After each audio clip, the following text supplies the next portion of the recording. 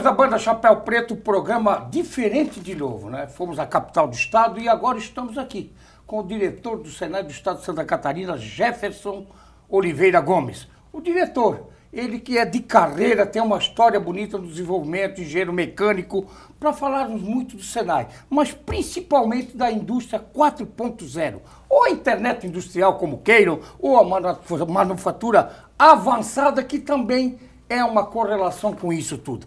Mas o Jefferson, que tem uma vinculação muito grande com o Rio do Sul, porque é casado com uma rissulense, casado com a Cláudia Soares, filha do nosso estimado doutor Hermílio José Soares e da saudosa Marli, sua esposa, que infelizmente já nos deixou. Então essa vinculação de carinho por Rio do Sul, isso é importante para a gente conversar com uma pessoa que tem uma distinção diferenciada junto à Fiesc, junto ao Senai do Brasil, Senai de Santa Catarina. O Jefferson de Oliveira Gomes, que possui graduação em Engenharia Mecânica pela Universidade Federal de Santa Catarina em 1994, que é mestrado em Engenharia Mecânica pela própria Universidade Federal lá no ano de 95, que fez doutorado na Universidade Federal em cooperação com a RWTH Aachen, Alemanha, 2001, e desde janeiro de 2004 atua como professor da Divisão de Engenharia Mecânica Aeronáutica do Instituto Tecnológico de Aeronáutica, o ITA, lá em São Paulo. É também coordenador do Centro de Competência em Manufatura. Orienta pesquisa na pós-graduação, doutorado e mestrado.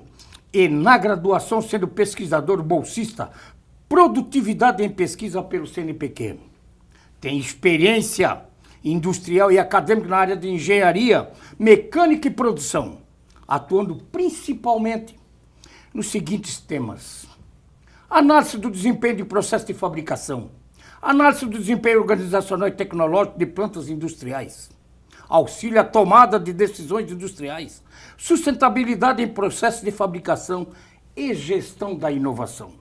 Entre agosto de 2011 e dezembro de 2014, atuou como gerente executivo do Departamento Nacional do Senai para Tecnologia e Inovação.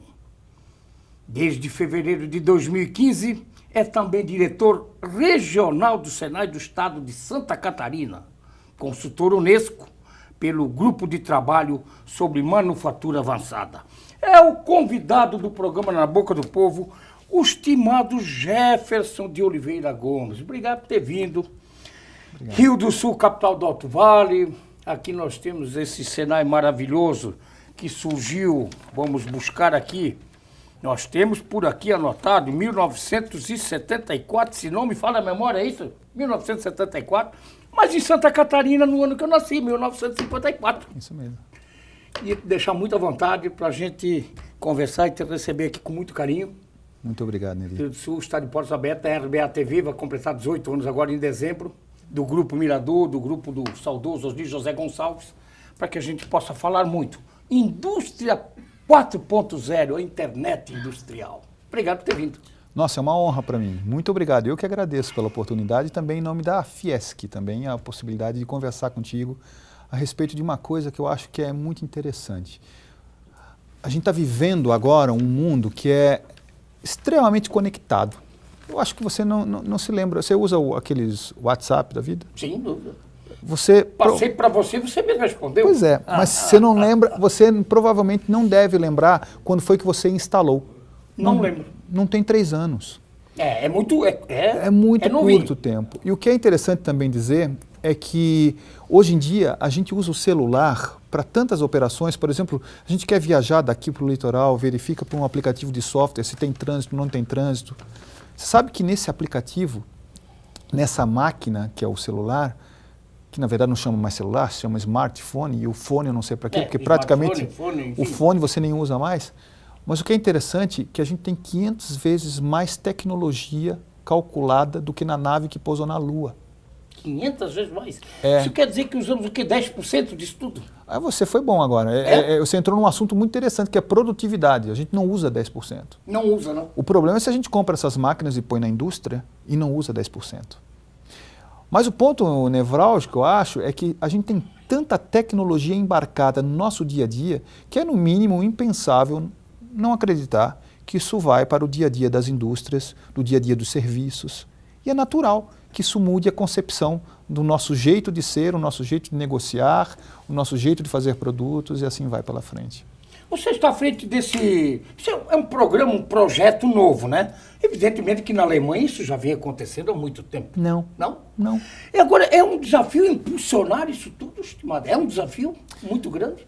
Olha, em vários países as lógicas estão um pouco distintas. A gente ainda não chegou num parâmetro convencional para todo mundo. As tecnologias a gente já sabe. As primeiras 11 tecnologias em todos os países da Europa, nos Estados Unidos e no Oriente, principalmente na China e no Japão, as primeiras 11 tecnologias são comuns a todos eles. A prioridade das tecnologias é que é distinta. Mas deixa eu tentar botar de uma maneira mais lúdica isso, né?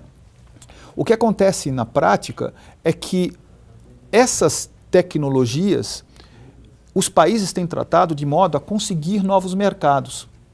Então, em termos práticos, a Alemanha ela foi invadida há 4 anos, 5 anos atrás, por hackers. Eles entraram nas fábricas que estavam todas com altas tecnologias, elevadas tecnologias, robôs conectados, máquinas conectadas. Os hackers entraram e começaram a fazer as máquinas colidirem. Com isso, as empresas foram ao governo alemão e o governo alemão montou uma política industrial para fazer com que as indústrias fossem protegidas. E ao longo do tempo, isso se tornou uma marca para as empresas alemãs, um nome Indústria 4.0. Quando você fala Indústria 4.0, você lembra produtos alemães. Os americanos pensaram de uma maneira um pouco distinta, as mesmas lógicas.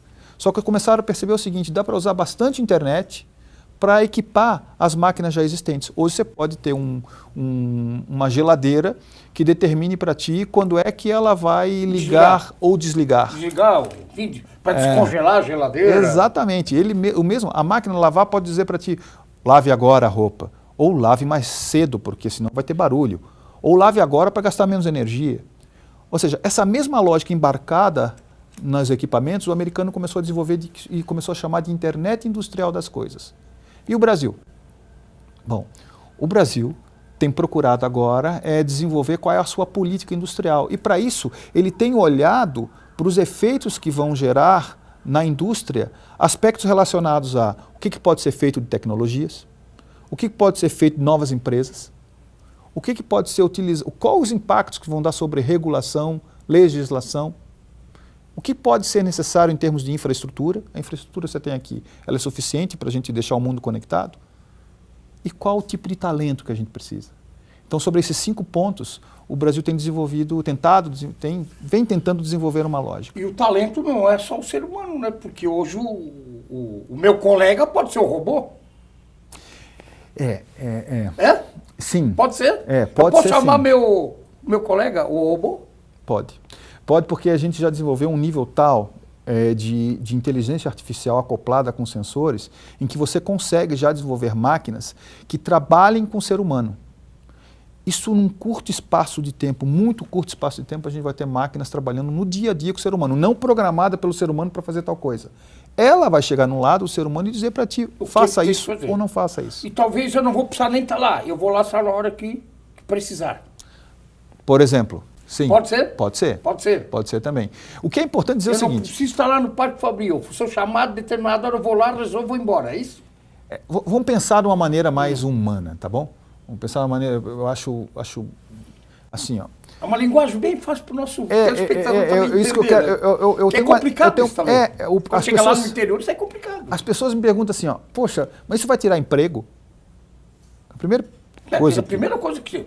mas vai ter um monte tanta de gente, máquina assim me ajudando. Estamos com quase 15 milhões de desempregados no Brasil. Não é pouco. Meu Deus! Então, olha só, eu faço um seguinte pedido para ti e um seguinte pedido para ti. Imagine uma pessoa que você queira muito bem. Seu filho, enfim, qualquer pessoa que você tenha uma relação de contato muito intensa. Agora, imagine uma profissão que você não quer para essa pessoa. Imaginou? Bom, você é uma pessoa boa, né, Neri? Eu acho que eu sou um cara legal, um cara bom. Você é uma pessoa boa. Todos nós aqui, eu acho que todo mundo tem que tentar passar por essa vida acreditando nisso, né?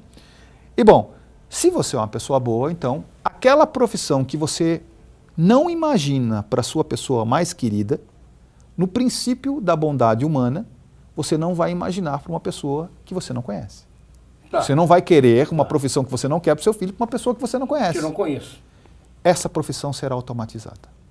Essa será automatizada. Essa vai ocupar o lugar do ser humano. Essa máquina vai ocupar o lugar do ser humano. A gente está saindo de uma fase chamada Revolução Industrial, que tem 200 anos, que diz passagem, a Revolução Industrial faz muito bem. Muita gente fala de poluição, essas coisas todas, que é muito importante dizer mesmo, mas quando começou a Revolução Industrial, há 200 anos atrás, nós tínhamos 650 milhões de habitantes na face da Terra. Hoje nós temos 8 bilhões. Bilhões. Então, no mínimo, a gente melhorou a qualidade de vida do ser humano. Com a Revolução Industrial. Claro, no mínimo. As pessoas vivem mais, tudo você pode imaginar. Estão mais bem vestidas, comem mais, têm mais remédios, enfim, tudo você pode imaginar o ser humano fez. Né? A diferença é que no começo disso a gente colocava muitas pessoas nas escalas. Até a escola a gente fazia isso. As escolas, você colocava o aluno na primeira fila, depois o outro atrás dele, depois o outro atrás dele. Nada era misturado. Quando você chegava nos ambientes de trabalho, todo mundo sentava em círculo. Mas na escola todo mundo sentava um atrás do outro, porque simulava as linhas de produção. Então, o que acontece nesse cenário aqui? Né? Num posicionamento, quando a pessoa começa a se sentir mais, como é que eu posso dizer, se sentir mais utilizada para o dia a dia do trabalho, né? A gente consegue, por exemplo, pensar que o ser humano pode ser mais bem utilizado em outras partes da profissão. Então, o nosso objeto clássico é o seguinte: quais são as profissões que a gente precisa pensar para o futuro, em que a gente não queira mais substituir o ser humano para fazer aquela operação de costura, aquele movimento repetitivo, retirar aquela pessoa de um ambiente de fogo, primeiro prepare o espaço com um determinado equipamento, não submeta uma pessoa a uma situação de perigo, a uma situação de esforço repetitivo. O que a gente pode fazer? E é esse o desenvolvimento que a indústria vai trabalhar nos próximos tempos. Então, cada dia que passa, essa conectividade vai fazer com que a gente fique mais próximo disso. É mais ou menos isso aqui. Então, podemos conectar e conversar com as tecnologias, impactando o dia a dia? É mais ou menos isso? Qual é o limite? O que a gente precisa fazer para que a tecnologia esteja a nosso serviço, mas pensando também? Vou dar um caso prático. A gente fala muito de home office, né? Home office. O que é interessante é que um grande caso nos Estados Unidos hoje de problemas industriais, de problemas de jurídicos, é a questão do home office. Porque como é que você estabelece se essa pessoa está trabalhando ou não está trabalhando? Acontece que com o desenvolvimento da inteligência artificial, os aplicativos que você vai utilizar para trabalhar no home office, eles já vão mais ou menos passar a informação para o teu empregador do nível de utilização daquele recurso tecnológico que o teu trabalhador está tendo, em casa. Em casa, né? Em casa. Em casa. Então você consegue medir o trabalho. Consequentemente, isso é uma coisa esquisita. Você pode até pensar, poxa, estão me monitorando. Não deixa de ser um monitoramento. Mas pelo menos você não vai precisar ir até o local do trabalho para fazer um trabalho de escritório. Entende? Você pode trabalhar da sua casa. É mais ou menos o que eu falei. Eu saio de casa, vou lá. Se eu precisar ir, eu vou lá e eu volto para casa. Exato. Se precisar ir, né? Se precisar ir. Se precisar ir. Estimado, nós vamos ao nosso intervalo. Eu vou deixar aqui para a gente conversar numa segunda etapa. Como os novos negócios podem surgir com essas novas empresas e como se pode beneficiar isso tudo. Tá bom. Depois do nosso intervalo, depois da Banda Chapéu Preto.